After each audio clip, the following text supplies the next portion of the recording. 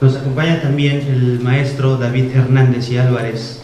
Él nos va a hablar de valores y derechos humanos en Leopoldo Sea a través de sus homenajes. Y nos acompaña también el doctor Mauricio Ávila Barba. Él nos va a hablar de filosofía en México. Vamos a dar la palabra así como los fui mencionando y después pasaremos a una ronda de preguntas y respuestas. ¿Vale? Por lo pronto le doy la palabra al maestro René Vázquez García. Bien, y gracias a Juan de Dios. Antes que nada, quiero agradecer a los organizadores de este coloquio, a la Universidad Autónoma de Querétaro, a los amigos del CIALC, especialmente al doctor Mario Magallón y a Juan de Dios, que siempre están impulsando este tipo de proyectos.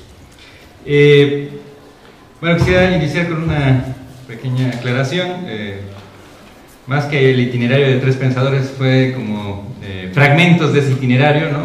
Prometo continuar el trabajo, ya no logré lo que había pensado inicialmente. Y bueno, como el título denuncia, es sobre filosofía política mexicana actual.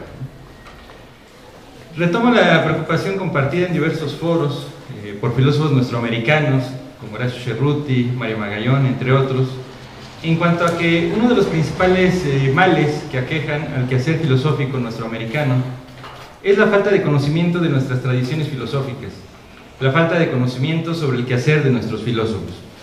En otras palabras, nos cuesta leer, discutir, dialogar con nuestros colegas.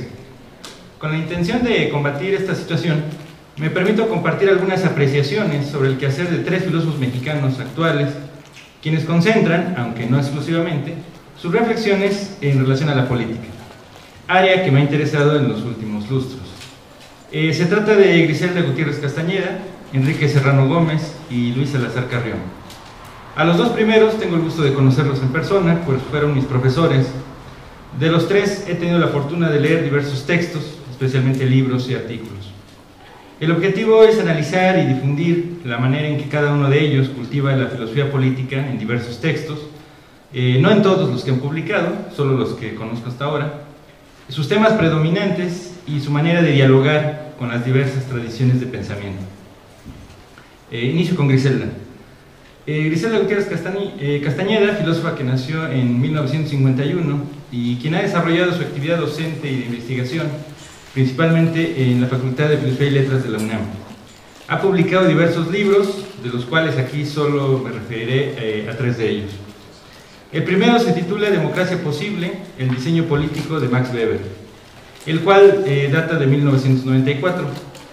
Es un libro en el que, como nos sugiere la autora desde la introducción, ella, como muchos de sus contemporáneos, despierta del sueño romántico y anarquizante del 68 en el que fue formada, perspectiva que le obstaculizaba, a su decir, pensar la política y su encauzamiento institucional. Pero la necesidad de pensar las experiencias militaristas latinoamericanas, la reforma política en México y la crisis de los regímenes socialistas la van a llevar a revalorar el papel de las instituciones y de los derechos sociales y políticos. En este marco es que el pensamiento político de Weber, así como su manera de pensar la democracia, le parecen pertinentes para responder a una pregunta vigente desde entonces.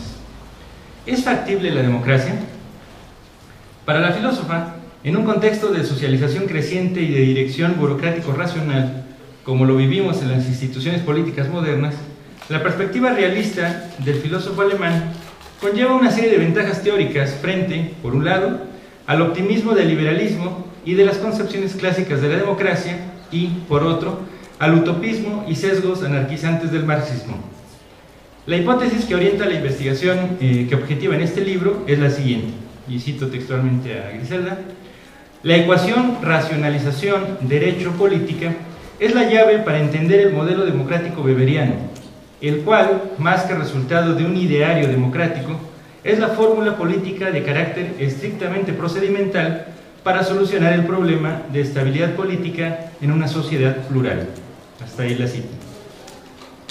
A lo largo de 5 capítulos se desarrolla el diálogo con este filósofo alemán, empezando en el primero con la revisión del tipo de liberalismo que sostuvo.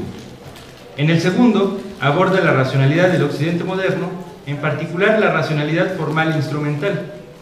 En el tercero se analiza el proceso de racionalización jurídica y burocrático-administrativa moderna. En el cuarto se sintetiza la perspectiva sociológica de la legitimidad que encontramos en Weber, y en el quinto se cierra el libro abordando la propuesta weberiana de la democracia del líder plebiscitario. En este libro de Griselda Gutiérrez encuentra un diálogo informado, crítico, vigente aún con Weber, quien, a partir de su concepción desencantada de la política, para la cual esta es un conflicto sin término debido al politeísmo de los valores, sin duda es un interlocutor ineludible para pensar la democracia y la política actualmente. Pues, como afirma en las conclusiones nuestra filósofa mexicana, tal vez lo más actual del planteamiento weberiano sea la relación central que establece entre racionalidad, derecho y política. Cito a Griselda: en un ámbito politeísta, carente de valores absolutos, abierto, en principio, a la mera lógica del enfrentamiento y la guerra, la única alternativa para arreglar el juego político son los recursos de la racionalidad jurídica, no una racionalidad sustantiva que le dé un fundamento ético al derecho, sino una racionalidad jurídica formal, una racionalidad procedimental. Hasta ahí la cita. El siguiente texto de la filósofa Gutiérrez Castañeda es el titulado La constitución del sujeto de la política, discurso político y producción simbólica, publicado en 1999. En principio encuentro cierta continuidad con las preocupaciones del libro anterior, en especial en cuanto al desencanto de la política y lo políticamente posible de lograr como signo fundamental de las reflexiones contemporáneas. La autora orienta sus cavilaciones al interior de la tradición de reflexión política de izquierda, especialmente el marxismo, para abordar el problema de constitución de los sujetos políticos. Su intención es recuperar el legado crítico y emancipador del marxismo, pero encaminado a pensar un proyecto de democracia radical y plural en una perspectiva posibilista y realista como proyecto político pertinente para la izquierda. Para lograrlo, es necesario realizar una tarea deconstructiva que permita diagnosticar los obstáculos epistemológicos del modelo teórico marxista, el cual permita revalorar el papel de la política y las posibilidades de pensar la institución de lo social y de los sujetos sociales más allá de los excesos deterministas. En este marco, la propuesta interpretativa que desarrolla la autora consiste en asumir, cito a Griselda, el papel nodal de la dimensión discursiva y de producción simbólica de la política en la constitución de los sujetos políticos. Fin de cita. En este ejercicio reflexivo, la filósofa dialoga críticamente con los planteamientos postmarxistas de Ernesto Laclau y Chantal Mouffe, especialmente con su enfoque discursivo de análisis de lo político a fin de avanzar ideas propias. Griselda Gutiérrez diagnostica en el primer capítulo la situación del marxismo como paradigma teórico para pensar la política, la democracia y la constitución de los sujetos, señalando límites y vigencia. En el segundo, destaca los aportes de Althusser para pensar al sujeto clase, el materialismo y la ideología, desde una perspectiva que articula tesis estructuralistas de la lingüística y el psicoanálisis. El tercer capítulo delinea los planteamientos básicos del postmarxismo y su propuesta discursiva como nueva clave interpretativa de lo social y lo político. En el cuarto y último capítulo se abordan las consecuencias de esta perspectiva para pensar, desde una nueva lógica política, el proceso de constitución discursiva de los sujetos, en la cual el antagonismo se constituye en límite de la discursividad y de la subjetivación, y la configuración de sujetos políticos remite a operaciones discursivo-hegemónicas. Este libro nos ofrece una propuesta teórico-productiva, consistente, provocadora, para pensar una política democrática radical, plural y emancipatoria, que se nutre de tesis tanto postmarxistas como postestructuralistas, asumiendo la crítica antiesencialista, las operaciones deconstructivas y un modelo discursivo de interpretación. Con ello, la autora nos ofrece una concepción de la institución discursiva de lo social y, por tanto, de la política, y su dimensión de producción simbólica. Desde esta concepción, los sujetos políticos, las identidades colectivas, se conciben como procesos abiertos, como intentos precarios de constitución de identidades. Y justo, la cito, la política hace posible la recomposición hegemónica de esas identidades fragmentarias. Hasta ahí lo de Griselda. Pasaré a comentar los textos de Enrique Serrano que considero. El primer libro de este filósofo, nacido en la Ciudad de México en el 58, del cual les voy a hablar es el titulado Legitimación y Racionalización, Weber y Habermas, la dimensión normativa de un orden secularizado, publicado en 1994. Como el título indica con toda claridad, el tema central del libro es el de la legitimidad del poder político, es decir, el problema de, para decirlo en términos de Bobbio, a quién obedecen los miembros de una sociedad, pero también el problema de a quién se debe obediencia en un determinado orden político. Justo para Enrique Serrano, lo cito, la tesis que guía el trabajo es que el problema de la legitimidad requiere de una revisión crítica de la noción de fundamentación racional y, por tanto, de trascender el viejo dilema entre enunciados capaces de ser verdaderos y enunciados que no cumplen ese requisito. Fin de cita. Para enfrentar el problema de la legitimidad y la fundamentación de una respuesta racional, el pensador mexicano toma como punto de partida los planteamientos weberianos, en especial sus conceptos de poder y dominación, y los habermasianos, en especial su concepción sobre la racionalidad comunicativa como pista para determinar el nivel normativo de una teoría. Mediante un diálogo profundo y crítico, tanto con las teorías de Weber como las de Habermas, Serrano construye una teoría crítica en relación a la problemática de la legitimidad, entendida aquella como la construcción de una teoría que permita articular la dimensión normativa y la dimensión empírica de la legitimidad. Para lograr su propósito, el autor utiliza la noción de racionalización como mediación entre las diversas formas de legitimación y la concepción normativa de la legitimidad, evitando, a su vez, caer en una concepción teleológica de la historia. Es un texto compuesto por 3 capítulos en los que encontramos una reconstrucción y evaluación informada, consistente, densa a veces, de los planteamientos de diversos filósofos sobre el tema de la legitimidad. En el primer capítulo se pasa revista a diversas concepciones sobre esta noción, así como sus aportes y limitaciones. En el segundo se reconstruyen los planteamientos weberianos sobre la legitimidad en el marco de sus planteamientos sobre el Estado, la dominación, la legalidad, la racionalización y el desencantamiento del mundo, ponderando el legado weberiano. En el tercer capítulo se desarrolla la reflexión normativa sobre la legitimidad, dialogando especialmente con Habermas y articulando la reflexión con el proceso de racionalización en las sociedades actuales. El otro texto de Serrano del que les quiero hablar es uno en el que se aborda especialmente a Kant, titulado La insociable sociabilidad, el lugar y la función del derecho y la política en la filosofía práctica de Kant, publicado en 2004. Es un libro que nos ofrece una interpretación por demás novedosa, fresca, estimulante y particularmente actual sobre la filosofía práctica de Kant, en la cual relaciona la moral, el derecho y la política. Pues, como lo muestra a lo largo del texto, para Kant, aunque son ámbitos diferenciados de la vida social, con sus propias dinámicas, tienen una raíz común, la libertad. De ahí que Serrano sostenga que en la filosofía práctica de Kant, las relaciones que se establecen entre estos ámbitos de la vida humana son como sigue. Cito a Serrano: en una primera aproximación se puede decir que la política hace posible establecer un vínculo entre moral y derecho, pero, a su vez, el derecho representa la mediación entre moral y política. Fin de cita. Aunque el filósofo mexicano acepta al inicio de la introducción que Kant nunca escribió un tratado sobre política, considera que, vuelvo a citar, en el conjunto de sus escritos sobre el uso práctico de la razón, así como en la crítica del juicio, se encuentra implícita una teoría de esta actividad humana. Fin de cita. Lo que caracterizaría el planteamiento kantiano sobre la política sería, por un lado, su rechazo a reducir la política a una técnica, concepción predominante en la modernidad desde Maquiavelo en adelante. Por otro, su intento de hacer compatible el ideal republicano clásico con las condiciones de las sociedades modernas.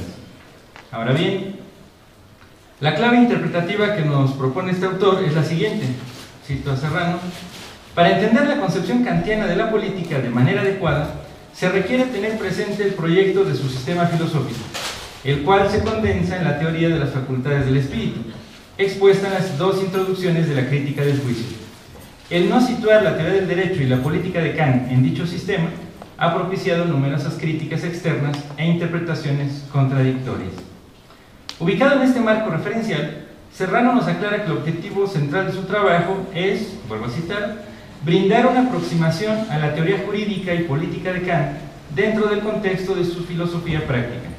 De hecho, La hipótesis central es que la política representa la instancia que hace posible la unidad de dicha filosofía práctica, moral, derecho y política, con sus respectivos niveles normativos y empíricos. Hasta ahí la cita. El cuerpo del trabajo está dividido en 4 capítulos. Aquí, por razones de espacio, solo comentaré algunas ideas de los 2 primeros y de las conclusiones.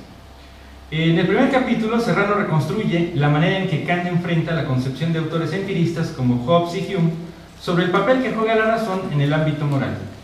El núcleo de la concepción de estos autores consistiría en mantener 2 tesis fundamentales, según Serrano. Primero, las distinciones morales no se derivan de la razón, y segundo, la razón es inactiva, lo cual implica afirmar que no puede tener una influencia directa en nuestras acciones.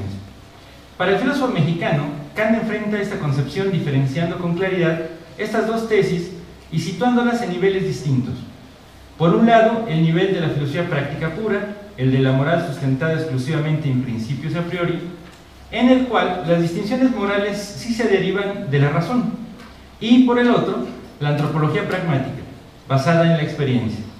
No obstante esta distinción, la teoría de la acción implica precisamente la articulación de estas 2 partes de la filosofía práctica. Ahora bien, a la base de la teoría de la acción kantiana nos encontramos con una descripción del ser humano como mezcla indisoluble de naturaleza y cultura, en la que no existe relación armónica entre sus componentes. Esta contradicción entre las tendencias naturales y las exigencias culturales será para Kant, al mismo tiempo, tanto la fuente de los males y vicios que afligen a los seres humanos, como lo que impulsa el desarrollo de la civilización y la formación racional de estos. Un claro ejemplo de esta naturaleza compleja de los seres humanos es la relación con los otros. En palabras de Enrique Serrano, cito: el hecho de que gran parte de las pasiones solo puedan satisfacerse por los otros representa uno de los factores que explican el que los seres humanos siempre busquen asociarse. El antagonismo entre las pasiones y la tendencia a convertir a los otros en medios dan como resultado que esa sociabilidad espontánea no sea armónica, sino una insociable sociabilidad. Al igual que Hobbes, Kant reconoce que los seres humanos son por naturaleza seres sociales, pero que no son seres civiles de manera espontánea. Esto es, individuos que asuman la necesidad de someter su convivencia a reglas cuya validez sea aceptada por todos. Fin de cita. Esta concepción de Kant, de que la sociabilidad es diferente a la civilidad y que ésta no es natural como aquella, lleva al filósofo mexicano a sostener acertadamente, a nuestro juicio, que, cito, en la filosofía práctica kantiana, la reflexión moral desemboca en la teoría política. Fin de cita. En el segundo capítulo, cuyo título es Derecho y Razón Práctica, el autor defiende la tesis de que, cita Serrano, la filosofía kantiana del derecho busca distanciarse tanto del dogmatismo del naturalismo tradicional como del dogmatismo que también ha imperado en la tradición del positivismo jurídico. Es decir, nos presenta una interpretación de la filosofía del derecho kantiana en la que se articulan los 2 aspectos, tanto el empírico como el normativo. Esta articulación supone, cita Serrano, una diferenciación de niveles en los que se sitúan estos 2 temas, el de la teoría jurídica empírica, lo que el derecho es, y el del derecho natural, si el derecho es justo, la cual es resultado de 2 perspectivas distintas, la del observador y la del participante, las cuales remiten al uso teórico y al uso práctico de la razón respectivamente. Fin de cita. Este es a nuestro juicio uno de los apartados más interesantes, en cuanto se nos presenta la manera en que se diferencian y articulan estas 2 perspectivas en la filosofía práctica kantiana. Articulación que va a girar sobre la relación dinámica e histórica entre el derecho estatutario y los conflictos políticos. También se nos explica por qué, desde la perspectiva kantiana, la validez racional del derecho descansa en el consentimiento surgido en condiciones de libertad. Escribe Serrano: por eso Kant sostiene que no hay sino un derecho natural o innato, norma y pretensión, la libertad. En la conclusión, el autor destaca algunas ideas que nos parecen fundamentales. En primer lugar, el descuido que hasta la actualidad ha sufrido la filosofía jurídica y política de Kant. Descuido que con este excelente libro queda relativamente subsanado. En segundo lugar, el autor sostiene de manera convincente que la importancia que Kant le atribuye a la política tiene que ver con el hecho de que para él los seres humanos deben constituirse como sujetos. En tercer lugar, en el texto encontramos una interpretación en la que la filosofía jurídica y política de Kant, si bien tiene vínculos con la tradición liberal, debe ser ubicada en la tradición del republicanismo. Esto es lo actual de esta interpretación de Kant, pues Serrano nos lo presenta como un autor moderno que trata de pensar cómo el republicanismo puede ser viable en las condiciones complejas y plurales de las sociedades modernas. Esta perspectiva republicana de Kant la encontramos, por ejemplo, en su noción de libertad, pues aunque coincide con los liberales en considerarla como un valor supremo, la concibe de manera diferente. Mientras para Locke, por ejemplo, la libertad es un atributo personal, para Kant la libertad es una conquista social de cada individuo, es el resultado que se obtiene gracias a la participación en el orden civil. En cuarto lugar, Serrano muestra de manera concluyente, a lo largo de su texto, que las reflexiones históricas de Kant están articuladas con su filosofía jurídica y política. Cito a Serrano.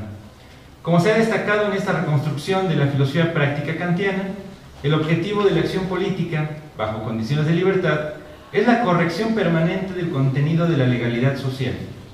Si bien el sistema jurídico posee en las sociedades modernas una autonomía, al mismo tiempo el contenido que se procesa en él consiste en política congelada, es decir, representa la objetivación de la acción política, el aspecto perdurable de esta última. Fin de cita. En quinto lugar, el autor defiende el formalismo kantiano como una virtud y no como un defecto, como a veces se lo considera, pues, cito a Serrano, el imperativo categórico no ofrece una orientación concreta a las acciones. Su función es diferenciar entre los contenidos particulares que pertenecen a la pluralidad de formas de vida buena y las máximas de justicia. Desde este punto de vista, el formalismo kantiano, lejos de ser un defecto o una carencia, es la única manera de hacer compatible la universalidad propia de la razón con la pluralidad característica del mundo humano. Fin de cita. Finalmente, tal vez el aspecto más valioso de esta interpretación de Kant es que resalta y actualiza un aspecto de la realidad humana que había sido opacado por las filosofías de la historia del siglo XIX. Nos dice Serrano: para Kant, el conflicto trágico es un elemento insuperable de la realidad humana. Esto se debe a que el conflicto, tanto en el nivel de la subjetividad como en el de la realidad social, es la condición para mantener la libertad. Para Kant no habría soluciones finales, de una vez y para siempre, para los problemas humanos. En este tenor, para Serrano, con lo cual coincidimos, la actualidad de Kant tiene mucho que ver con su asunción del conflicto trágico como un elemento insuperable de esta realidad humana. Nuevamente Serrano: el mal y el conflicto son el elevado precio que se debe pagar por la libertad. Ello no implica renunciar a la perspectiva utópica, que impulsa a transformar la realidad, sino limitar sus pretensiones. Una concepción utópica que no reconozca los límites que impone la complejidad de lo real tiende a convertirse, como se ha demostrado en la historia, en un impulso totalitario. Me parece que es el aceptar el carácter trágico del mundo humano lo que hace de la filosofía práctica kantiana algo más actual que los intentos hegelianos de ofrecer una reconciliación. Hasta ahí Serrano. Pasaría a comentar brevemente los aportes que yo he visto en los textos de Luis Salazar Carrión. Me refiero a dos libros de este filósofo. El primero se titula El síndrome de Platón, Hobbes o Spinoza, publicado en el 97. La temática de la obra se enmarca, como nos advierte el autor desde la introducción, en las discusiones sobre la crisis o fin de la modernidad, una de cuyas consecuencias en el campo de la reflexión política, a la luz del fracaso de los proyectos revolucionarios del siglo XX, es la aparente imposibilidad de racionalizar la vida política y social, con lo cual nos enfrentamos a la desorientación e incertidumbre ante la falta de marcos de referencia, tanto teóricos como éticos y políticos, que nos permitan evaluar el presente y proyectar futuros viables, deseables, razonables. Con este telón de fondo, nuestro filósofo se pregunta por la posibilidad de mantener el proyecto filosófico de racionalización de la política, superando, a su vez, lo que llama el síndrome de Platón. Pues a su juicio, este síndrome es el que explica los callejones sin salida a los que ha conducido un racionalismo demasiado optimista, demasiado confiado o ingenuo. El libro consta de 8 capítulos. El primero se inicia con una reconstrucción de lo que el autor llama el síndrome de Platón, cuyo núcleo central consiste en lo siguiente, y cito a Salazar Carrión: la reducción de los problemas éticos y políticos a cuestiones nociológicas. Así, el desorden, la maldad, los conflictos y las violencias del mundo político se derivarían, en esta perspectiva, de la ignorancia y de las opiniones falsas e infundadas que los seres humanos sufren en relación a lo que es verdaderamente bueno para ellos, tanto individual como colectivamente. Hasta ahí Salazar. En el capítulo 2 esboza la manera en que se va a pensar la racionalización de la política en la modernidad, destacando la escisión entre dos formas de tal racionalización, o como racionalidad puramente normativa, como ética dogmática, como utopía de la armonía social y política, o como racionalidad técnica relativa a la eficacia de los medios para acceder y conservar el poder, independientemente de los fines o valores últimos. A partir del capítulo 3 se va a dedicar a comparar e incluso confrontar los proyectos de racionalidad de Hobbes y Spinoza, pues a juicio de Salazar, a pesar de algunas semejanzas entre las propuestas de estos filósofos, bien miradas las cosas, en realidad estamos frente a dos proyectos inconmensurables de racionalización de la política. Propuestas distintas porque sus concepciones metafísicas, nociológicas, éticas y políticas son diferentes. Entre la propuesta de Hobbes y la de Spinoza, Luis Salazar considera que la propuesta del segundo es más consistente, más razonable, más productiva para pensar nuestra situación contemporánea, pues la de Hobbes presenta las características del síndrome de Platón, el cual reduce a la filosofía política a condenar la realidad por no ajustarse a las proyecciones racionalistas de los filósofos. El segundo texto de Salazar Carrión al que deseo referirme es el titulado Para pensar la política, publicado en 2004. En él encontramos nuevamente la comprensión de la filosofía política como racionalización de esta, entendiendo por tal un debate entre el poder de las razones y las razones del poder, en el que han participado en mayor o menor medida los filósofos clásicos. De tal manera que para Salazar el estudio de la filosofía política contemporánea requiere, constitutivamente, de un conocimiento profundo de los filósofos clásicos. En este contexto, el libro es concebido por el autor como un apoyo para la lectura de las obras clásicas y no como un sustituto de ellas. Obras que nos ofrecen argumentos y teorías sugerentes para interpretar y evaluar la política y el poder. En el primer capítulo, Salazar nos ofrece su respuesta a la pregunta ¿qué es la filosofía política? En él argumenta la importancia de conocer a los clásicos, pasa revista a las grandes cuestiones de la filosofía política y esboza las principales etapas por las que ha pasado esta disciplina. En los siguientes 7 capítulos aborda los planteamientos de los grandes filósofos antiguos y modernos, Platón, Aristóteles, Maquiavelo, Hobbes, Locke y Rousseau. Sin duda, Salazar Carrión logra lo que pretende con su libro, adentrarnos a los planteamientos de los filósofos políticos considerados clásicos. Logra invitarnos a pensar la política a partir de sus planteamientos e incluso en contra de ellos. Para terminar, como notas generales, encuentro que estos 3 filósofos mexicanos van formando su propio itinerario intelectual, leyendo, comentando y recreando los planteamientos filosóficos de autores clásicos de la tradición occidental, como Platón, Hobbes, Kant, Marx, Weber, Schmitt, Arendt, Habermas y Laclau, entre otros. En este diálogo, nuestros filósofos no se quedan solo en el ejercicio exegético, hermenéutico, de lo que dijeron los clásicos, sino que, en función de los problemas que eligen filosofar, la democracia posible en la actualidad, la política desde una perspectiva no esencialista, la articulación entre la dimensión empírica y la normativa sobre el problema de la legitimidad del poder político, la filosofía política como racionalización de la política en la actualidad, entre otros, utilizan las propuestas teóricas de aquellos para formular respuestas propias, profundas y completas, siempre con una actitud crítica y propositiva, siempre con la intención de esclarecer la comprensión de los problemas que la actividad política nos plantea hoy día. En todos encuentro la preocupación por filosofar algunos de estos grandes temas políticos actuales: la democracia, la legitimidad, la justicia, el conflicto, el Estado, entre otros temas que atraviesan sus preocupaciones, lo que hace valiosas sus aportaciones para entender, desde la filosofía política, los retos que enfrentamos en las sociedades actuales. Eso es todo. Gracias.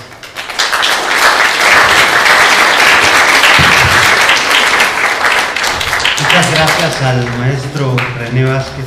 Siempre es un placer como rescatar a nuestros maestros, ¿no? Sus ideas, el pensamiento filosófico, las influencias, etcétera, etcétera. Bien, vamos a darle paso, le vamos a dar la palabra al maestro David Hernández Álvarez. Nos va a hablar sobre valores y derechos humanos en Leopoldo Sea a través de sus homenajes. Por favor, David.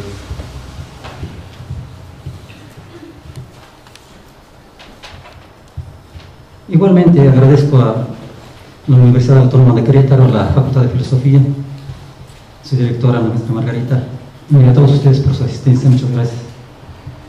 Lo que presento aquí es un trabajo en relación con los homenajes que se le han hecho a Leopoldo Sea, que se le han rendido a lo largo de toda su vida, en un número enorme.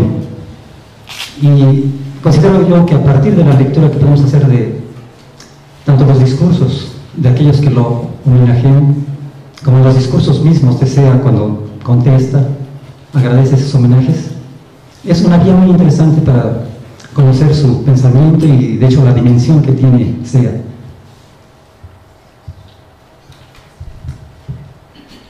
Considerado con pleno derecho el filósofo mexicano más universal, Leopoldo Sea es un autor cuya obra es imprescindible en las investigaciones sobre la historia de las ideas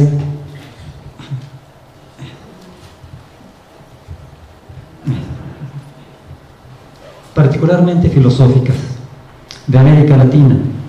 Filósofos e investigadores interesados en este campo de estudio se ven precisados a incorporar en sus trabajos amplias citas con los presupuestos básicos desarrollados por él en su abundante producción bibliográfica.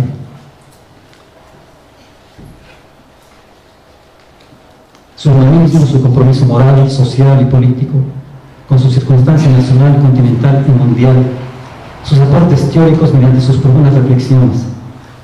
Podemos lograrla con base en el estudio de los discursos, compuestos en honor a él, que le han tributado en un número impresionante.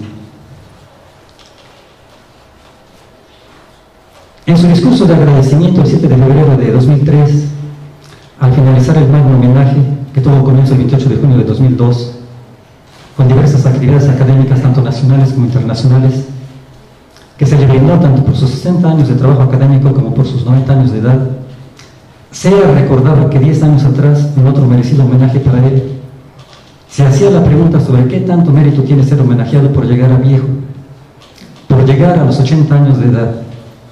Incluso recordaba también que años más atrás, siendo director de la Facultad de Filosofía y Letras de la UNAM, les señalaba a los jóvenes que hacían mofa de sus maestros ya viejos, llamándolos la momisa. Para momisa no se estudia, se llega.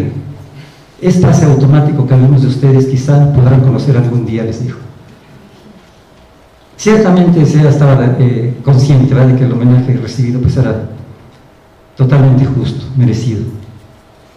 Ciertamente los homenajes no son por llegar a viejo, al menos no principalmente, ¿verdad?, ni exclusivamente, sino por la obra legada, por el trabajo tenaz a lo largo de esos muchos años, por su extensa obra escrita, sus libros que a algunos les irritan y por eso lo consideran, ¿verdad?, consideraban irrespetuoso, por sus numerosos discursos alrededor del mundo y, como él mismo señaló, por ser incómodo, molesto por decir lo que se debe decir y no lo que se quiere que se diga. Y bueno, Sea agradece, ¿verdad?, el homenaje y señala en ese discurso final de agradecimiento que él es lo que es, ¿sabes?, precisamente porque lo han homenajeado tanto que pues lo han afirmado en esa su identidad, ¿no?, en su forma de ser.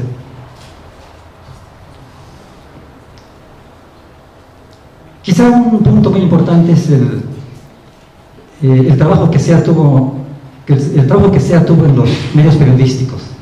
Diversos artículos en periódicos, en revistas, muestran precisamente ese compromiso tanto con su circunstancia nacional como continental, y de ahí pues el impulso que él siempre buscó para proyectarse a lo mundial, ¿no? En el caso nuestro, pues todos conocemos, ¿no?, sus inquietudes en cuanto a los temas diversos de México. Uno de ellos, las problemáticas que viven los pueblos indígenas. En su momento, con referencia al levantamiento indígena de Chiapas, Sea exigió una solución real y efectiva, no una simple simulación, y a la vez una estrategia para mantener en la marginalidad y de hecho en la exclusión a las comunidades indígenas. Sea en ese momento resalta la figura de Nelson Mandela, quien luchó no solo por su nación, sino por todos los hombres y su diversidad de culturas, incluso por sus discriminadores y carceleros. Recuerda Sea cuando, encerrado en la cárcel, Mandela fue honrado con el premio Simón Bolívar, el cual compartió con el rey Juan Carlos de España. los colonizadores holandeses impusieron la más salvaje discriminación racial que se conoce sobre una gran parte de la población africana. Pero luego de la Segunda Guerra Mundial, en la que participó y murió mucha gente, en la lucha contra el fascismo totalitarista y por un mundo libre, se habló de extender este mundo a todos los pueblos de la tierra, con independencia de sus peculiaridades raciales y culturales. Así, al término de la guerra en Sudáfrica, como en otras varias partes del mundo, se exigió el cumplimiento de lo prometido. El presidente blanco, Hendrik French Verwoerd, en febrero del 58, declaró llevar a cabo hasta sus últimas consecuencias su nueva política denominada apartheid, para poner fin a la discriminación racial, consistente en que todos los nacidos en África, blancos, negros, tienen derecho a la autodeterminación, que sin embargo no significa independencia política, sino el derecho a mantener el patrimonio cultural que cada grupo cultural ha constituido para sí mismo, su lenguaje, religión, modo de vida y nivel económico. Así, señala SEA, iguales por ser distintos, pero cada uno en su lugar sin confundirse o mezclarse con su historia, religión, hábitos, costumbres, modo de vida y nivel económico. Los negros con sus trajes típicos y sus chozas, el blanco con su modo de vida y su patrimonio cultural y económico propio. Los negros con su pobreza, los blancos con sus ricas minas de diamantes y carbón y con su peculiar y exclusivo patrimonio. El blanco sin intervenir en el hábitat del negro africano, ni este en el del blanco. Cada uno debe respetar lo que es propio del otro. África era de los africanos y ellos podían estar, como los otros africanos, en cualquier territorio y gozar de todos sus beneficios, exigió Mandela. La cárcel fue la respuesta. Es así como se hace la comparación, ¿no? Semejante situación viven los indígenas de México y Latinoamérica. Los acuerdos de San Andrés Larraín en enero de 1994, con el fin de pacificar la región, no son otra cosa. En ellos se establece promover el reconocimiento de la composición plural del estado de Chiapas, sustentado en sus pueblos indígenas, entendiendo por estos aquellos que, teniendo una continuidad histórica con las culturas prehispánicas, mantienen sus identidades propias y la voluntad de preservarlas a partir de un territorio y características culturales, sociales, políticas y económicas propias y diferenciadas. Mantener su organización política y formas de gobierno conforme a las tradiciones de cada pueblo. Pero todo esto, señala SEA, no es un apartheid semejante al de Sudáfrica. Se busca mañosamente mantener la explotación. ¿Quién se beneficia ahora con este apartheid en México? Los criollos, mestizos, ladinos, alguien más allá frente al codiciado territorio de riqueza natural que es Chiapas. Fuertes presiones se reciben tanto de Europa Occidental, interesada en entrar al rico mercado que se está formando en el continente, así como los Estados Unidos, cuyos grupos más conservadores presionan para que se apruebe la misma ley que allí es para reservas raciales.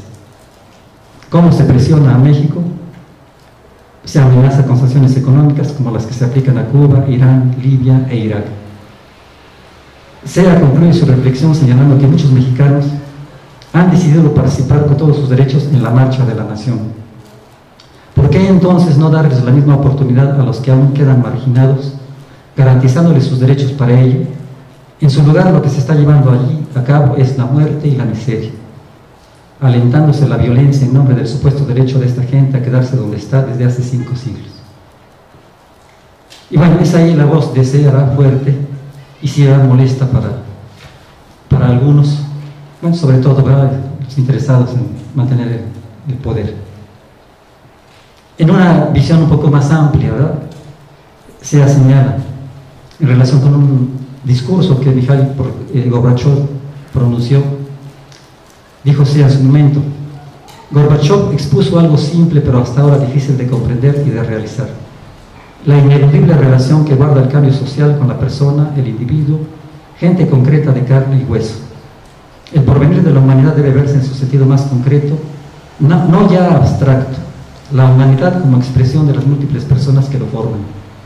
Esta multiplicidad de lo concreto complica al mundo y dificulta las soluciones que han de atender y conciliar las necesidades e intereses de los múltiples individuos que forman la humanidad. Los hombres, como personas concretas, como individuos, reclaman ser tomados en cuenta para para el cambio que ha de beneficiar en concreto a todos los hombres y no solo a quienes en su nombre actúan satisfaciendo sus propios intereses limitados. Saltamos aquí algunas ideas.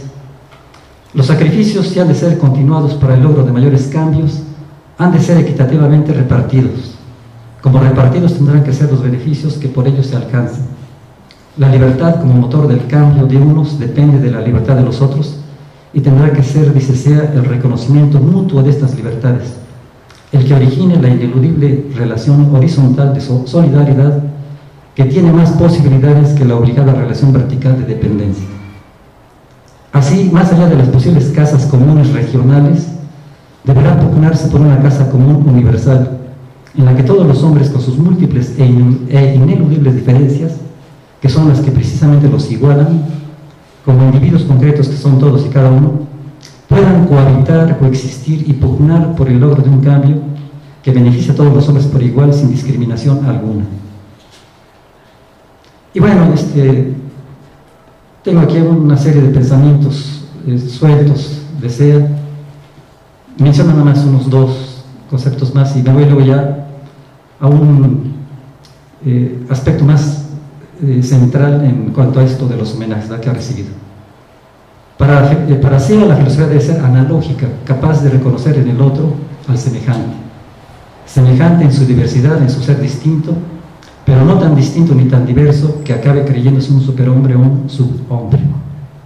Una tesis que Sea manejó toda su vida. Ningún hombre, ningún pueblo puede ser modelo de libertad.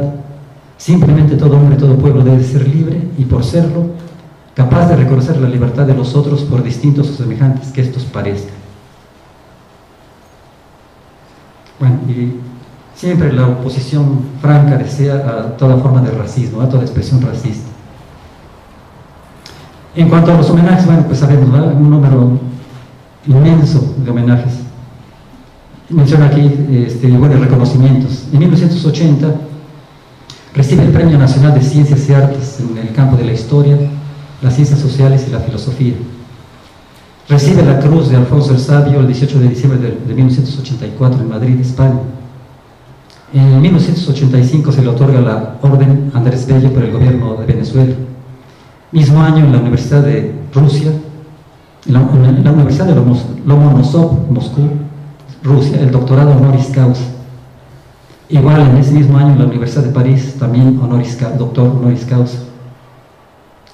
En esta Universidad de Moscú, el rector Anatoly Logunov lo considera en el discurso de otorgamiento del doctorado honoris causa el filósofo latinoamericano en recibir tal reconocimiento por ser el más destacado representante contemporáneo del pensamiento filosófico de la América Latina, tanto en la investigación de la originalidad histórico-cultural de esta región y creador de la filosofía de la identidad latinoamericana, poniendo de manifiesto, dice el rector de Lomonosov, el lugar y el papel que juega esta región en la sociedad mundial, lo cual ha contribuido a la afirmación espiritual de los latinoamericanos.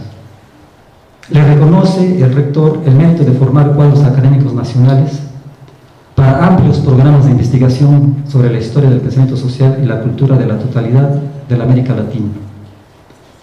Le reconoce como fundador y director del CCID, Centro Coordinador y Difusor de Estudios Latinoamericanos, cuyo antecedente fue el Centro de Estudios Latinoamericanos de la UNAM, igualmente por su iniciativa en el 12 Congreso de Politólogos, reunido en Río de Janeiro en 1982, para fundar la Federación Internacional de Estudios sobre América Latina y el Caribe. Pero sobre todo le reconoce su humanismo, su antirracismo y el antiimperialismo. Igualmente señala la condena que hace usted, señor Leopoldo Sea, de la opresión, la desigualdad y la animosidad internacional. Todo ello manifiesto brillantemente tanto en sus trabajos como en su actitud como ciudadano. Compartimos su esfuerzo por lograr relaciones internacionales horizontales, de solidaridad y no verticales de dependencia. En su discurso de agradecimiento, Sea señala las semejanzas entre el pueblo ruso y el latinoamericano, justamente en su lucha por el derecho a la autodeterminación de los pueblos, a partir del respeto a su dignidad como naciones conformadas por hombres sin más. Finalmente, el rector de la Universidad Estatal de Moscú le hace las dos preguntas previas a la entrega de la distinción. ¿Estará usted siempre preparado para mantener los ideales de la paz y para fortalecer la amistad entre nuestros pueblos? ¿Estará usted igualmente y para siempre preparado para servir al desarrollo de la ciencia? Sea responde afirmativamente y ya se le asigna la medalla conmemorativa y el doctorado. Un gran homenaje póstumo después de este, a los 90 años de edad, cuando prácticamente 2 años después fallece. Igualmente un homenaje grandísimo. Y aquí, bueno, el doctor Mario Magallón, que participa tanto en el primer gran homenaje de 2002-2003, perdón, y después va en este homenaje póstumo. Para finalizar, quiero señalar lo siguiente. En su discurso de agradecimiento por esos 60 años de fructífera actividad académica y lucha en el campo de las ideas y de la vida social práctica, se señala, y pues de hecho nos da también ahí una lección de vida, ¿no? muy importante. Dice: con todos estos homenajes he recibido impactos que han sido un bálsamo para males que origina ser un anciano. Confieso a ustedes que me duele todo el cuerpo y deseo a veces que todo termine. Un mal deseo que se transforma en un constante afán de vivir. Quisiera vivir para conocer el desenlace de lo que estoy viviendo. Un mundo lleno de conflictos que ya he vivido, así como he vivido la forma como han sido superados, regresando a la esperanza. Para esto quisiera vivir más ahora. Veo tristemente la forma como se truncan las esperanzas. Un mundo lleno de conflictos que parecían impensables. ¿Cómo se va a resolver esto? ¿Qué podemos hacer? Para ello quisiera seguir viviendo. Pues es una lección importante de vida, ¿verdad? Desafortunadamente, bueno, pues él fallece a los 2 años después de este gran homenaje. Y como señalaba yo, pues un gran homenaje también póstumo, ¿no? A su gran obra. Y pues sí, acercarnos a los discursos, en los homenajes que se le rindieron, acercarnos a los discursos de respuesta que se dio, y desde luego pues la lectura directa de sus obras, de sus libros. Muchísimas gracias.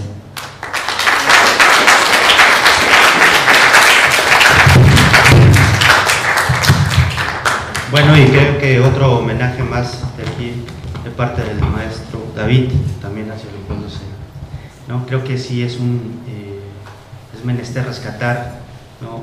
Las ideas de Leopoldo Sea, el pensamiento latinoamericano, la filosofía latinoamericana, y creo que en ese sentido también posicionarlo como dentro de la filosofía de la liberación, aunque dicen que no, ¿verdad? Por ahí dicen algunos que no era de la filosofía de la liberación, pero bueno, en otro sentido. Damos ahora la palabra al doctor Mauricio Ávila Barba. Él nos va a hablar de filosofía en México. Por favor.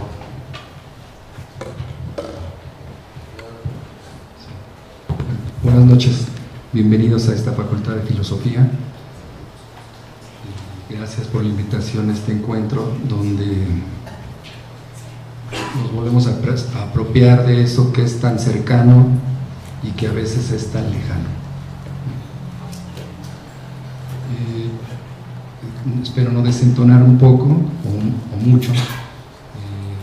Creo que mi planteamiento inicial de la filosofía en México tiene un carácter muy sociológico y espero que esto no sea un reduccionismo, pero cuando un gran metafísico me habla de la nada que nadea, hegeliana, me dan muchas ganas de ser positivista lógico. Educativo. En primer lugar, la filosofía es un programa educativo en donde muchos jóvenes emprenden y encuentran un proyecto de vida. Generalmente ellos ingresan con una genuina vocación. Es increíble cómo entran los estudiantes de filosofía, al menos, no sé si hay otros. Llegan con las vísceras hasta arriba y tienen que luchar contra sus padres y contra muchas cosas para estudiar filosofía. Pues eligen estudiar a pesar de que sus padres siempre les pintan una visión sombría de la disciplina. Por lo menos así lo he visto. Que no seamos ciudadanos, que tenemos todas las condiciones materiales resueltas y poder discutir en el ágora, sin preocupaciones, las minucias del ser, plantea grandes problemas para la disciplina. Pues insisto, los aspirantes no solo desean aprender a filosofar, les preocupa su porvenir laboral y material.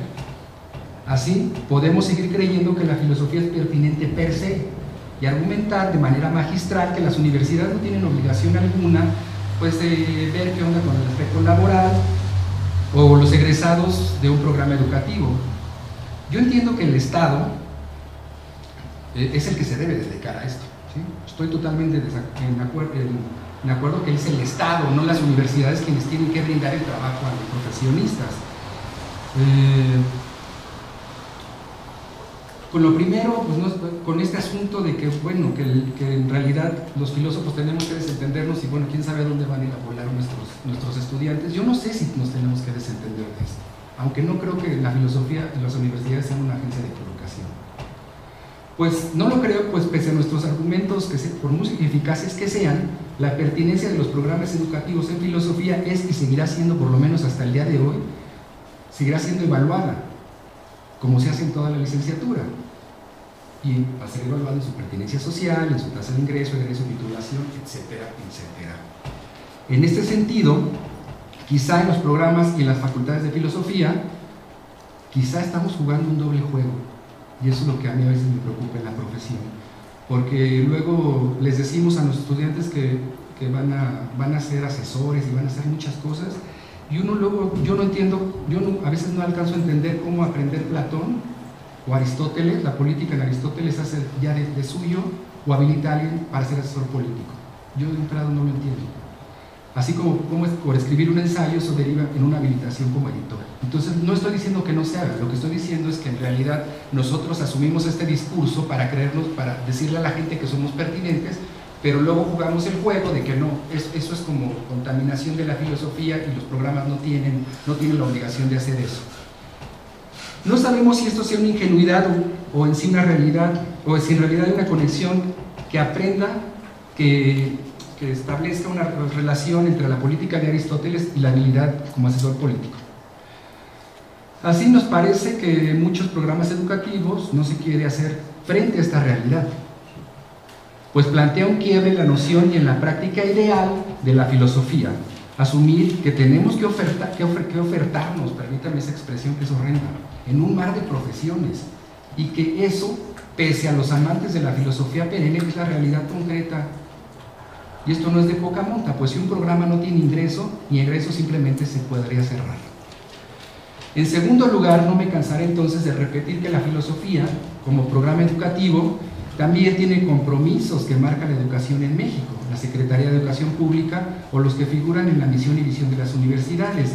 No se trata de sujetar a la filosofía en asuntos que la constriñan o que la sujeten necesariamente a una única tarea y perspectiva, pero sí debemos reconocer que estas filosofías, estas universidades, pese a nuestras reflexiones nichanas, postmodernas, hay ciertas exigencias y obligaciones que tienen las filosofías de universidad.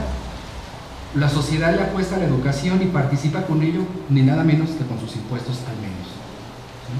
¿Sí? Y esto lo hace no solo para que nosotros nos regodemos en lo que Kant llamaba el uso público de la razón, ¿no? Si piensa libre, que es muy sustancioso y no hay que negarlo, no estoy diciendo que no lo hagamos, pero también, bueno, hay una especie de compromiso, ¿no? Incluso se espera de la filosofía una suerte de repercusión social.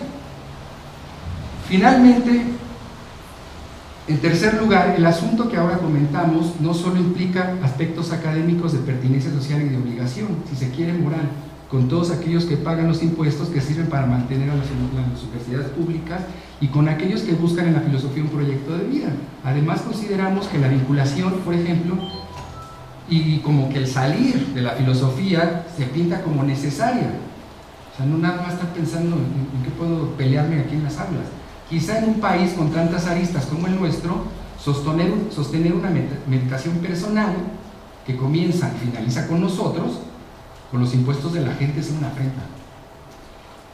Además, como señala de una forma un tanto irónica José Pablo Feynman, un filósofo argentino, conductor de uno de los pocos programas de difusión de la filosofía por TV e internet, que se llama Filosofía Aquí y Ahora, y esto lo hace público en su libro Filosofía Política del Poder Mediático, el señor Rupert Murdoch, propietario de la Fox, por ejemplo, tiene más poder sobre este mundo que el ser heideggeriano. Así, mientras nosotros estamos a la escucha del ser, otros deciden sobre nosotros. Mientras nosotros debatimos encarnizadamente por diluir al sujeto en pro de una cosa rara llamada posmodernidad, otros en su afirmación plena del sujeto vuelven a decidir por nosotros. 5 y último, no creo que la filosofía deba ser valorada por su posibilidad de hacer cosas, tampoco digo eso, como si fuera una ingeniería, ni mucho menos por su posibilidad redentora, como si tuviera que decir los porqués de las cosas y dar las grandes soluciones a los problemas que nos ocurren. Empero, desde la perspectiva anteriormente, pues la filosofía que ahora se hace en México, ¿sí?, en las universidades, no dudo que haya cafés filosóficos y hay otras cosas donde hay que repensar cómo se está inventando la filosofía. La filosofía, al menos universidad, y en esto no estoy en desacuerdo con Schopenhauer, tiene muchas tareas y no estamos seguros de que ellas se salven, si esto es posible, con una especie de filosofía perenne o con el simple amor a la sabiduría. La filosofía de universidad podría mantener un lugar moderado sin que esto signifique una falsa humildad, en donde pueda aportar algo y sobre todo debe habitar en el espacio, o debe repensar el espacio en donde ella se define hoy. Muchas gracias.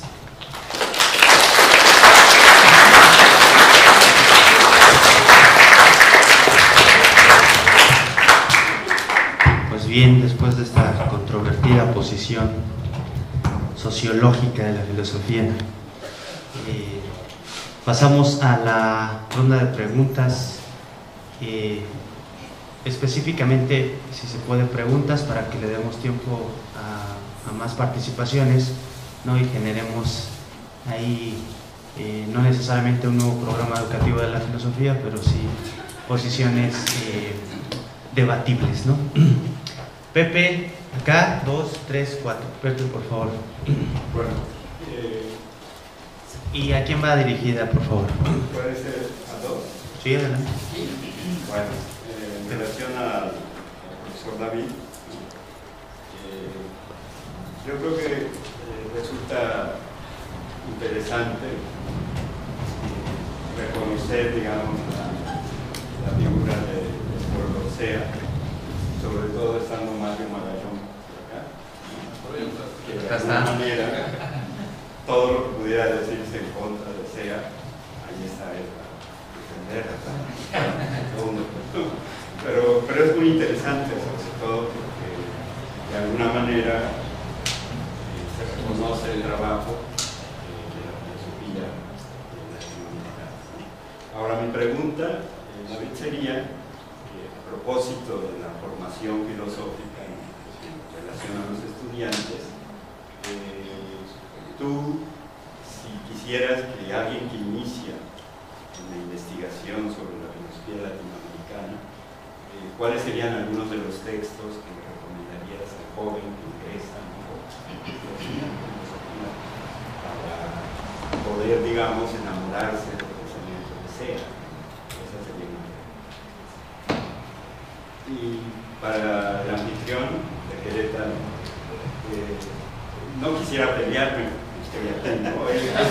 no sería políticamente correcto, y seguramente enmarcados en la institución. Seguramente mañana no leerían trabajo. Es parte de la ilusión. Pero creo que hay cosas que podrían discutirse, ¿no? Muchas. Todas. Si tú me invitas a un bar, podemos... Yo también me apunto. Extramuros. No, damos una cuestión. Por ejemplo, cuando señalaban lo de la filosofía madre de todas las ciencias. Yo que he trabajado desde la filosofía antigua, lo que siempre destaco, porque efectivamente eso no lo podemos sostener en este tiempo, es que hay que reconocer en qué contexto Aristóteles lo dijo, y cuando Aristóteles lo dijo, sí que era la madre de todas las ciencias, ¿no? Y a mí eso me consta, ¿no? Yo creo que eso Aristóteles, ¿no?, lo dijo, y allí sí, pero ahora no. Tienes razón en tener las dudas, ¿no? Entonces, habría que tener ese cuidado de decir, bueno, si pensamos en ese momento, ¿no?, en la Grecia clásica, en Aristóteles, siglo IV, sí que era la madre. ¿Por qué? Porque Aristóteles en ese momento tenía la posibilidad de abarcar hasta donde era posible el conocimiento. Y no solo tenía la posibilidad de abarcar hasta donde era posible el conocimiento, sino que era impulsor de ese conocimiento. O sea, él, podríamos decir con un lenguaje más de barrio, ¿no?, que tenía los pelos de la obra, ¿no? O sea, él sí sabía. Ahora, yo creo que sí, abonando a tu favor, que efectivamente, ¿no?, en este contexto y en este momento que estamos viviendo, es insostenible. Ahora, efectivamente, otra cosa que abona a tu favor es que con eso que tú planteas, ¿no?, es la oportunidad, ¿no?, tanto en los coloquios de filosofía latinoamericana como en el círculo mexicano de filosofía, reconocer que las exigencias, ¿no?, que de alguna manera la universidad establece, en un momento dado lo que está haciendo es como una especie de burocratización de lo que representa el saber, y no solamente a nivel filosófico, sino en todas las áreas, ¿no? Yo creo que en ese sentido los filósofos mexicanos de México, ¿no?, o sea, en nuestro país, han hecho mucho por tratar de revertir esa situación, ¿no?, por tratar de que efectivamente, si bien hay como muchos candados a nivel institucional para que la filosofía marche de otra manera, ¿sí?, el filósofo o los responsables de los programas de estudio y demás, tal como se están llevando ahora, es un pensador que da apertura, ¿no?, que creo que en otras áreas no sucede. Yo pienso que en otras áreas que son más encaminadas a respetar esa situación, de ceñirse a ello, ¿no?, de decir, bueno, si eso está dispuesto, si así marchan las cosas, hay que hacer, ¿no? Ahora, otra cosa, de allí sí quería tu opinión, y con esto acabo, Juan, sí, es precisamente esta idea. Hay que pensar en Spinoza, ¿no?, era pulidor de vidrios, ¿no?, ¿qué cosas hizo? Yo creo que aún en esta época tenemos derecho a que podamos realizar como pensadores que somos, bueno, hay unos que son potentes, ¿no?, como es mi caso, ¿no?, regresar al ágora, ¿no?, disfrutar de esas posibilidades, ¿no?, de ser creativos. O sea, yo no veo por qué, si en un momento dado habría que pensar, allí no te entendí muy bien, si hay que desgarrarse las vestiduras, porque si la sociedad paga impuestos y nosotros no respondemos, ¿no?, y nos vemos como unos inútiles, ¿no? Yo creo que sí, ¿no? O sea, yo no creo que considerarse inútil sea una ofensa, ¿no? O sea, la inutilidad permite algo muy valioso que desde la Grecia hasta nuestro tiempo tiene que valorarse, que es el ocio, no el negocio. Y si la filosofía se lo permite, pues adelante, ¿no? O sea, ahí estarían un poco las posibilidades, incluso ahora que las filósofas también nos acompañan, ¿no? En la época de Aristóteles era un trabajo masculino, ¿no?, los filósofos, pero ahora las filósofas nos acompañan. Yo creo que allí juntos tenemos, tomados de la mano, ¿no?, tenemos un gran futuro, ¿no? Yo creo que no podría decirlo. Gracias. Gracias, Pepe. Felipe. Y luego allá los dos compañeros. Ahorita pues, las recogemos y si hay preguntas para los tres, cada quien contesta, ¿no? Bueno, para tener una pregunta muy similar, de los tres que expones, ¿cuál sería tu recomendación a un estudiante que se interesa por la filosofía de la política? Porque efectivamente son perspectivas, si no antagónicas, pues son divergentes y que de una u otra manera tratan de dar una explicación a partir de su contexto, de su situación, al qué es el hacer de la política y hacia dónde tendría que construirse. Evidentemente ya es un matiz que no trata de ser el absoluto de la política, sino esto, como el ser humano no es un ser acabado, pues la política no puede tener fin. ¿Sí? Y bueno, un comentario nada más al otro. Yo creo que la filosofía no es la academia de filosofía. Y de hecho, grandes filósofos de la humanidad no fueron académicos, ni pasaron por las universidades. Primero porque no existían. Y ahora existiendo, pues algunos otros se la brincaron, al menos en la Facultad de Filosofía. Hablábamos en anterior ocasión, caso, el propio José Vasconcelos, pues eran abogados. Y, sin embargo, el aprendizaje de la filosofía, más que verla como una obligación, y yo lo decía a mis alumnos el primer semestre, no vean esto como tortura. Luego los maestros somos buenos torturadores, se aprende esto y si no lo repruebo, no, yo creo que la filosofía debe ser eso, un gozo por el saber. Y bueno, es mi creencia. Bien, gracias Felipe, compañero. Bueno, muchas gracias a los ponentes, por los comentarios con el doctor Ávila, que ahí simpatizo con muchas cosas y con otras no tanto, lo cual es muy interesante. Yo quisiera preguntarte, ¿qué pasa, por ejemplo, con lo que justo acabas de mencionar? Con toda esa filosofía que no hacen los filósofos académicos, creo que sería muy interesante revisar, ¿no?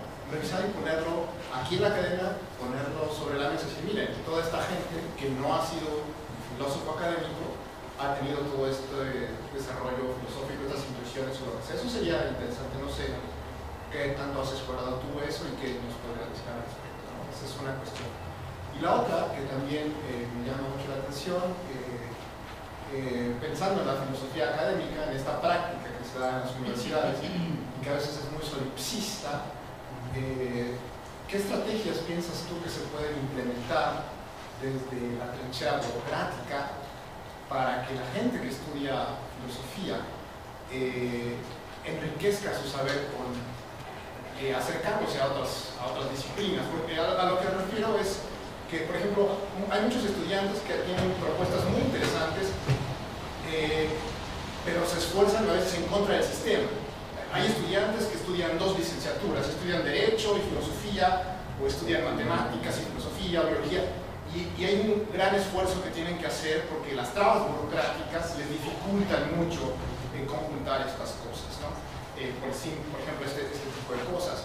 O también hay, estoy pensando en ciertos mecanismos que existen en universidades extranjeras, como esta figura del major y el minor, que permite hacer cosas muy interesantes que aquí en México no se hacen. Alguien tiene un major en philosophy y un minor en computing, ¿no? O en otras áreas, por decir, hay trabajos muy interesantes que hacen gente que está haciendo diseño gráfico y que incorpora intuiciones filosóficas a esto.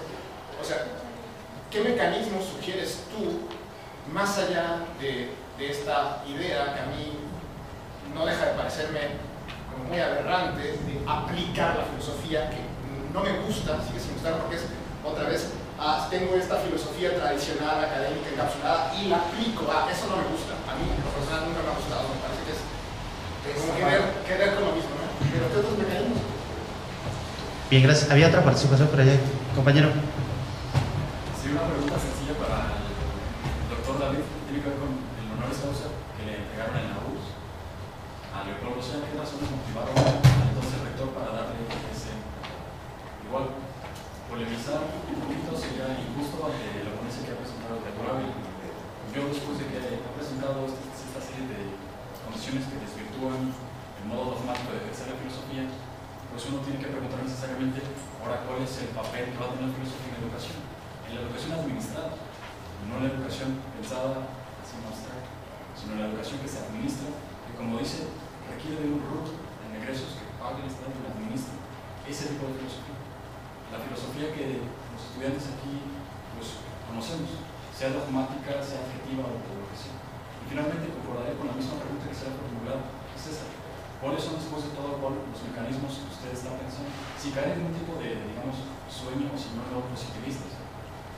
No quisiera como tecnificar las cosas y ahora vamos a buscar técnicas de filosofía para que sea mucho más rentable a alguien que es ingeniero, ¿no? Sino también, en este sentido también preguntar, usted ve como tres características que diagnosticó en su trabajo y pensaba usted que reinventarla va a ser una posibilidad. Lo mismo, supongamos que usted tiene el inconveniente de reinventarla. ¿Cuáles son las condiciones de esta filosofía que está pensando? Bien, antes de darle la palabra, yo también, más que polemizar, creo que empezar un diálogo, ¿no? Creo que por ahí trascendería esta dinámica de una sociología de la filosofía, una filosofía de la sociología, y todos estos conceptos ya también trascendidos de lo que se entiende por filosofía como la madre de todas las ciencias y el amor al conocimiento, que ya son filosofías o ideas de la filosofía muy trascendidas, ¿no? Pero yo me gustaría poner, así como tú lo manejas, la idea de productibilidad de la filosofía. O sea, creo que ahí también habría que enmarcarla. Dentro del ámbito capitalista, ¿no? Se le exige, ¿no? a una labor filosófica productibilidad. Y creo que también ahí habría y estaríamos errando en ese sentido, ¿no? Y no es solamente exigencia de productividad a la filosofía, sino también a las disciplinas de las ciencias sociales y de las humanidades. Es decir, creo que el problema no es propio de la filosofía en este contexto, es un problema también de las ciencias sociales y de las humanidades. Hablar solamente de la trascendencia de la filosofía dentro del concepto o del contexto de productibilidad, también creo que sí estaríamos como reduciendo. Creo que habría que plantear más bien cómo dialogar, ¿no? Con las distintas disciplinas en equidad y en igualdad de condiciones, dentro y enmarcado en un proyecto obviamente distinto al proyecto capitalista que intenta desaparecer, ¿no?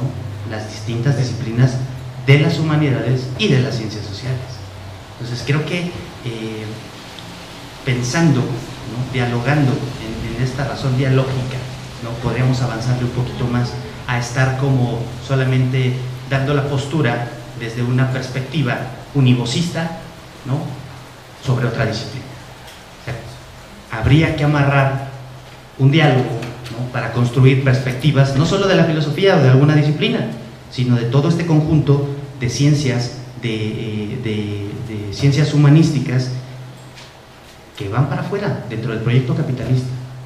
Creo que este contexto amarra mucho más cosas y nos pone a pensar, y no solo pensar, sino también a ver cómo vamos a solucionar este problema, ¿no?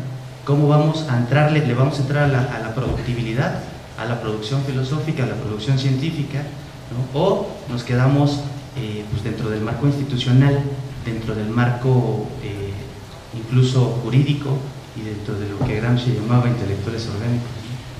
Entonces, no sé, por ahí, más que plantear una pregunta, ¿cómo iniciamos ese diálogo? ¿Cómo construimos y trascendemos esta parte? Iniciamos con el orden ¿no? Yo digo, Juan, que en todo caso no renunciar al confort del cubículo.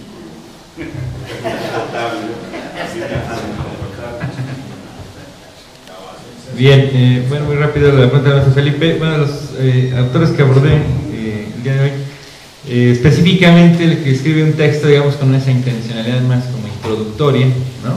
De los que yo conozco es Luis Salazar Carrión. El texto que les mencionaba, que se llama Para pensar la política, de 2004, tiene esa intencionalidad justamente desde la manera en cómo él entiende la filosofía política, que es como racionalización de esta actividad humana, una manera de tratar de entender las razones del poder y el poder de las razones, como la define. Pues pasa a revista algunos de los grandes pensadores, ¿no? Del occidente, desde su mirada muy particular, ¿no? Y en ese sentido me parece que es una muy buena manera de entrarle a la filosofía política desde un filósofo político mexicano, ¿no? Trata de pensar estos temas, ¿no? David.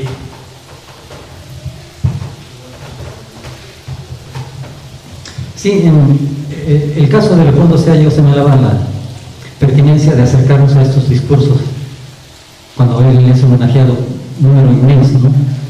Y a la vez también las respuestas que él da. Ahí tenemos un medio también de acercamiento a su dimensión, igualmente enorme. En los homenajes es común que se presenten trabajos que hablan de todos los aspectos del personaje, ¿no? En el caso de Sea fue relevante, ¿no? Quienes presentan trabajos sobre su vida personal, digamos, ¿no? Como padre de familia, funcionario universitario, qué relaciones tuvo también en la vida pública, su actividad ya propiamente académica, de investigación. Entonces, toda una serie de trabajos que se presentan en los homenajes, que nos componen una figura prácticamente completa, ¿no? de la persona y obra del autor, lo que sucedió con Sea. Pues yo lo menciono como una vía, ¿no? Una posibilidad de acercarnos a los autores, en este caso Sea. Pero quizás sería como en un segundo momento, ¿no?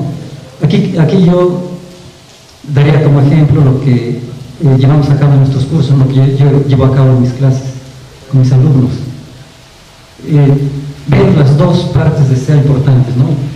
Como exponente de la filosofía mexicana y por otro lado como exponente de la filosofía latinoamericana, ¿no? O general latinoamericanista, en fin. Y textos básicos, ¿no? Por ejemplo, a mí me ha ayudado mucho esa historia de la filosofía de México.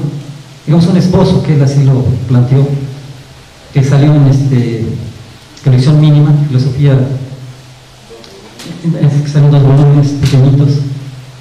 Son muy interesantes y nos muestran, ¿no? De manera sintética, muy amena y muy puntual, la filosofía de México, los periodos, las etapas, autores. Entonces ese es un primer trabajo, ¿no? Que nos muestra tanto a Sea como filósofo mexicano, historiador de la filosofía mexicana, y un acercamiento para los jóvenes en cuanto a nuestras etapas. Más adelante, pues ya la obra fundamental, ¿no? Que fue sobre el positivismo en México, una obra clásica, ¿no? Ya como latinoamericanista, ¿no? Como filósofo de esta dimensión, pues esa polémica, ¿no? Que es básica, Salazar Mundi, ¿no? Existe una filosofía de Latinoamérica y la respuesta de Sea, ¿no? La filosofía latinoamericana como filosofía sin más, ¿no? Y con esos 2 textos son fundamentales. Hay un texto también elemental que es muy sintético, que salió de la NUY, es un pequeño folletito, una pequeña introducción a la filosofía latinoamericana, y parte ahí Sea desde la postura de Juan Bautista Albertino, preguntando si existe una filosofía propia de Latinoamérica. Entonces ahí también, ¿no? Nos vamos acercando tanto a la filosofía latinoamericana como a Leopoldo Sea. Y ya después, bueno, pues otros textos más fuertecitos, voy a decir, ¿no? Una filosofía de la historia americana, ¿no? De América, ¿no? Que es un texto fundamental. De ahí quizás un poquito también, ya la segunda pregunta que me haces, gracias también por tu pregunta. De hecho, Leopoldo Sea, uno de los valores que mantuvo siempre firmes, ¿vale? Y lo enarboló siempre, es el de la amistad, ¿no? Él siempre señalaba, ¿verdad? El agradecimiento que tenía con tanta gente, ¿no? Que le habían brindado su amistad. Entonces, en el caso de Rusia, ¿no? Él tenía ya muchos amigos. De hecho, en el discurso de agradecimiento lo dice. Debo reconocer que este reconocimiento que se me hace, pues es debido a toda la gente que tengo conocida, mis amigos soviéticos, que tengo una relación constante con ellos, ¿no? La comunicación en cuanto a las ideas filosóficas. Esta obra, Filosofía de la Historia de América, ya era en ese momento traducida, ¿verdad? Leída en Rusia. Sí, entonces pues ya Sea es un nombre reconocido ya, ¿no? En ese momento. Por otro lado también las semejanzas, ¿no? Que hay. Tanto el rector de la Universidad de Lomonosov Moscú lo señala, ¿no? Tenemos una vida semejante, ¿no? Hemos luchado históricamente en contra de la dominación, ¿no? Hemos luchado desde etapas antiguas. Sea lo mismo en su discurso lo señala, ¿no? Ustedes también han tenido que luchar para emanciparse, ¿no?, de los dominios, de las imposiciones, ¿no?, que han sufrido. Uno de los puntos fuertes es la invasión napoleónica, ¿no?, lo señala Sea, ustedes sufrieron esta invasión. Y luego también hace referencia a Sea a la invasión alemana, ¿no? Sufrieron también la presencia de Hitler, digamos, ¿no?, el anhelo de dominación hitleriana. Entonces tenemos circunstancias semejantes, ¿no? Entonces eso sirvió para que Sea, pues, que fuera considerado, ¿no?, como necesariamente homenajeado. Pero hay también un punto importante, ¿no? Este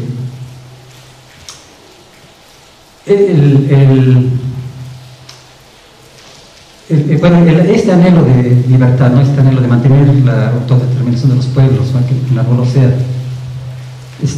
Bueno, hay un elemento también ahí importante que ahorita se me va un poquito de la memoria, pero bueno, básicamente eso, ¿no?, del conocimiento que ya Sea tenía, y que de hecho es prácticamente el primer, si no, digamos, bueno, filósofo, ¿verdad?, el primer filósofo latinoamericano que es reconocido allá en Moscú. Podemos considerar también que es el primer científico social, de alguna manera, ¿no?, el primer científico de las humanidades. No recuerdo ahorita qué poeta había sido también ya reconocido con el honoris causa allá en esta universidad. Pero cosa curiosa, ¿no?, ahí sí, por cuestiones un tanto políticas, más que académicas, más que cuestiones de esa relación, ¿no?, de semejanza en cuanto a las circunstancias de vida de las dos, digamos, ¿no?, naciones o pueblos. Se había homenajeado a López Portillo y me parece que también a Echeverría. Creo que los dos presidentes habían recibido el honoris causa ahí, ¿no? Pero bueno, Sea es el primer científico social latinoamericano, el primer filósofo, ¿no?, y yo creo que pues bien merecido, ¿no?, el reconocimiento.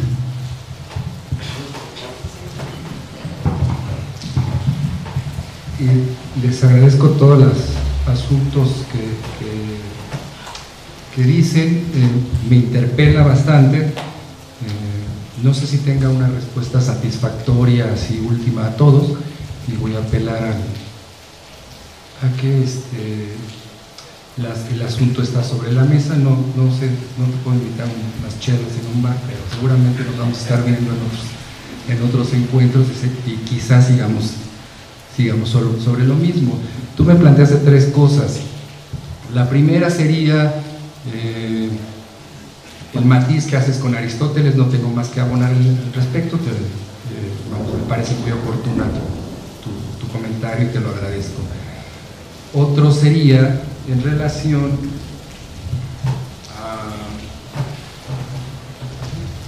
a lo que se está haciendo los filósofos, o lo que harían los filósofos en México en relación al fortalecimiento de la filosofía. Incluso puedo pensar en su difusión y bueno, me imagino lo que hacen, bueno, todos los profesores que están más metidos en esto. Y bueno, pienso en el diccionario filosófico de autores de filosofía que está haciendo, se me fue el nombre, Vaca Lozano, como una acción para fortalecer y mantener una perspectiva o lo que se cree que debe ser la filosofía, haciendo una historia de los tratados y los trabajos que se está haciendo. Hay otros esfuerzos. A mí me encanta una idea que están trabajando con el Coapeum, hasta donde entiendo que está encargado aquí este señor, de hacer una especie de historia, que a partir de toda la documentación que se saca de las evaluaciones, creo que están haciendo una historia de la filosofía en México con muchos datos, que yo creo que eso nos puede ir sirviendo. Vamos, hay varios. En este sentido de ir describiendo sobre lo que es la filosofía en México, ¿no? Y bueno, yo es algo que he revisado un poco, y bueno, es cosa de que es algo que tengo que poner en la agenda, ¿no? Y tercero, no sé, sí, el ocio puede ser la madre de todos los vicios y de todas las cosas grandiosas. No sé si es un asunto meramente filosófico nada más, o sea, ociosos hay en matemáticas, hay en todos los lugares, y es un momento recreativo, creativo, que no hay que perderlo. Yo me refiero sobre todo a esta actitud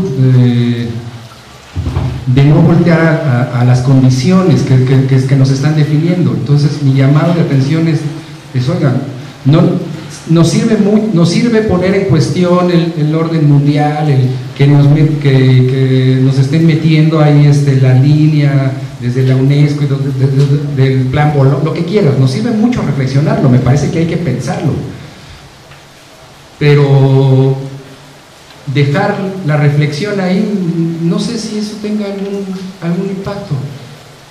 Yo lo único que he visto en los que reflexionan sobre ese asunto, así de manera ociosa, para seguir con tu término, es que tienen dos virtudes que para mí son tramposas. Pasan por críticos y se lavan las manos de trabajar. ¿Sí? Entonces a mí a veces me gustaría ser crítico y lavarme las manos para trabajar en las condiciones en las que estamos subsistiendo. ¿Sí? En ese sentido yo creo que sí hay que hacer un regodeo del ocio, pero vamos, si en el ocio pasas por crítico y no haces nada, no, operativamente luego no sé cómo decirlo, no me lleva mucho. ¿Perdón? Ahora, esto tampoco es como rasgarnos las vestiduras, ¿no? O sea, como de que qué fea es la filosofía y me voy de aquí, me voy a aventar al tren, ¿no? O sea, vamos, ¿no? Es que eso no lo entendí. Vamos, ¿no? O sea, uno trata de pensar las condiciones y también te apasionas, como te puede apasionar hablar sobre el Dasein, ¿no? O hablar sobre el sentido de la vida, ¿no? A mí me apasiona pensar las condiciones institucionales de la filosofía, ¿no? No tanto así como de que chile aquí, deténganme porque y aléjenme de mí las galletas de animalitos porque me voy a cortar la vena, ¿no? O sea, vamos, no pasa nada. En relación a que si la filosofía es o no es, yo a veces no discuto tanto con si la filosofía es o no es. Francamente a veces no me llama mucho la atención esa discusión. Me llama más la discusión sobre cómo decimos que es y la apuesta política que hacemos y académica, ¿sí? Entonces sí, podemos inventar que la filosofía es el amor a la sabiduría, lo podemos poner en la agenda y poner en la academia y hay que hacerlo si quieren, ¿sí? Entonces si es, no es, no sé cómo, francamente no sé cómo debatir o cómo cuestionar o cómo sumarme a esa discusión, a veces más que este viejo recurso de hacer una apología a través de la etimología de la palabra, ¿no? Entonces, no sé, más bien lo veo como la agenda política que tenemos que colocar o que colocamos en las instituciones. Y con relación a esto mismo que creo que me preguntaban sobre qué pasa con esos que no hacen filosofía, que hacen filosofía pero vienen de otras áreas, bueno, no tienen el papel que les da el permiso de pensar quizá. No sé qué decir. Vamos, sé que muchos pensadores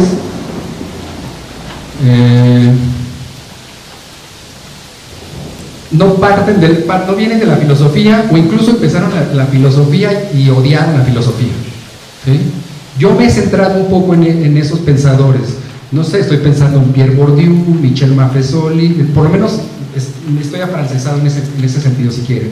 Lévi-Strauss, bueno, más de este lado me parece que Néstor García Canclín, que es filósofo, pero que hace otras cosas. Y me parece que a mí eso me da cierta apertura para plantear problemas y no quedarme nada más con estas perspectivas, a veces un tanto cerradas, de ciertas perspectivas de la filosofía. Entonces, yo al menos sí dialogo con aquellos que no son filósofos. A veces en el gremio me ven raro porque leo a sociólogos o leo a antropólogos, pero en verdad a mí tiene mucho que decir un antropólogo o un sociólogo. Plantean cosas que pueden ser parte de la discusión o de la agenda que pongamos en las propias universidades. Me parece que las universidades, ¿cómo saldarlo? ¿Sí? Me parecería que podría ser más abierto. Ahora, no sé si esto sea la panacea, pero yo creo que deberíamos incitar a nuestros estudiantes a que conozcan las perspectivas de otras disciplinas. ¿sí? O sea, sí debería haber programas educativos estructurados para conocer otras perspectivas de otras disciplinas, y esto no, apelando a lo de la filosofía aplicada, para que vayan los estudiantes a decirle las netas del planeta a los profesores o con los que interpelen, o a las personas a donde van a sus prácticas profesionales. Me parece que algo que también yo he notado, y si quiere también me falta a mí, es que luego los filósofos no pueden trabajar de manera colaborativa. No sé si eso sea una ventaja o una desventaja, no lo sé, ustedes ahí se los dejo. Llegamos a veces a los lugares a trabajar y nos aventamos el por qué está mal, o sea, no hay como forma de trabajar con ellos, y yo creo que al menos una estrategia, que yo por cierto no trabaja, si trabaja un profesor de aquí, José Miguel Esteban, que es comenzar a pensar en metodologías de participación y de colaboración, en donde los filósofos pudieran trabajar con un contador si quieren. Tienen cosas muy interesantes que decir los contadores, ¿sí? Saben muchas cosas interesantes que luego a nosotros se nos barren, porque no, quién sabe en dónde vamos, en dónde andamos. Entonces sí creo que hace falta rescatar o recuperar esa reflexión que no está propiamente en el ámbito académico y que anda por ahí, ¿sí? Pero eso sí es una lucha que yo no sabría cómo saltar, ¿sí? En serio, no sé. Pero sí propondría que los estudiantes vayan y conozcan otras disciplinas. Yo sé que para ser filósofo de la ciencia no se necesita ser científico, ¿sí? Pero puede uno reflexionar sobre las ciertas cosas de la ciencia, pero pues al menos métete un laboratorio.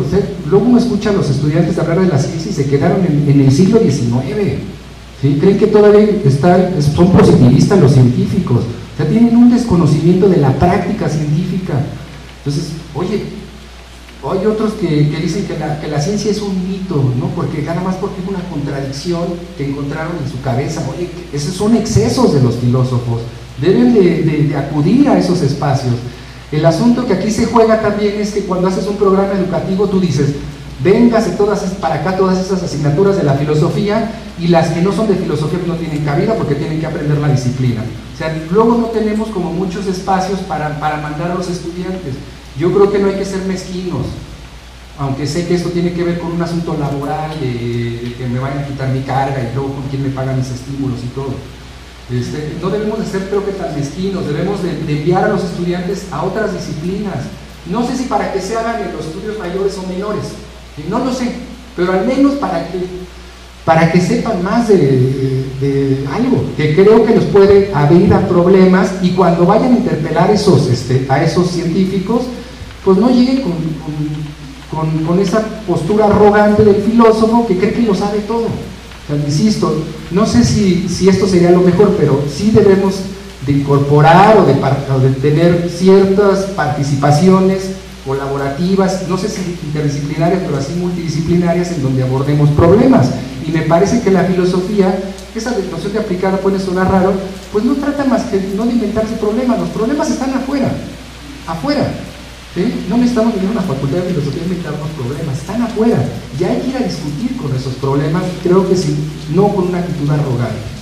No decimos los porqués de la vida, ¿sí? Vamos a interpelarlos, vamos a dialogar con ellos, y depende y ya veremos cómo colaboramos. A lo mejor ayudamos a aclarar conceptos, a lo mejor ayudamos a plantear problemas, a lo mejor ayudamos a esclarecer presupuestos ontológicos, no sé, algo tenemos que decir. Y con esto, insisto, cuando estoy hablando de sociología de la filosofía, no me refiero a que no tenga un potencial la filosofía. O sea, a pesar de que la filosofía esté conducida en estas maniobras de tejes y manejes de para qué alcanza y para qué no, me parece que el potencial del análisis epistémico es propio, o al menos se dice que es un asunto de la filosofía, sigue estando presente y sigue siendo pertinente para llevarla a dialogar a otros lugares. Los problemas lógicos, ¿sí? Los problemas metodológicos, quizás hay una serie de asuntos que me parece que podrían ser enseñados a los estudiantes con relación a con relación y en diálogo con otras perspectivas, ¿sí? Entonces, cuando me excedo en sociología, es que sí, vivir en el topos uranos cuando te están pateando, me parece que es una muy mala postura ante tu situación, porque insisto, pasas como crítico, ¿sí? Porque el profesor o el alumno o el señor sí hace crítica profunda de las condiciones de la filosofía y además te exenta de lavarte las manos, porque como yo soy crítico y eso no lo acepto, pues yo no hago nada porque soy crítico, ¿sí? Y eso, perdón, pero a mí no me parece que vaya por ahí el asunto. Pues creo que estamos terminando puntualmente, está programada a las 8, y pues no me queda más que agradecerles la presencia y agradecerles a los ponentes, a Mauricio, a David, a René, la ponencia magistral. Creo que fue una excelente mesa, se discutieron varios temas. Efectivamente creo que falta la clase extramuros para poder ahí amarrar algunas cuestiones, ¿no? Y Pepe dice que va a invitar las cervezas, entonces la primera ronda. Entonces tenemos, independientemente del papel o del permiso para filosofar, dice David, no tenemos regalo para todos. Es un regalo de aquí de la Universidad Autónoma de Querétaro. Y antes de esto quisiera decirles que la constancia se emitirá el día viernes, ¿verdad, Claudita? El viernes para poder pasar por la constancia, ¿no? Para seguir haciendo puntitis y pancholares, ¿no? Dentro de este ambiente institucional de la filosofía. René, por favor, te agradecemos. Un aplauso, por favor, a René. David, muchas gracias, David, por los programas para el pueblo. Mauricio, gracias por el debate. Nos vemos el día de mañana. Recuerdo que iniciamos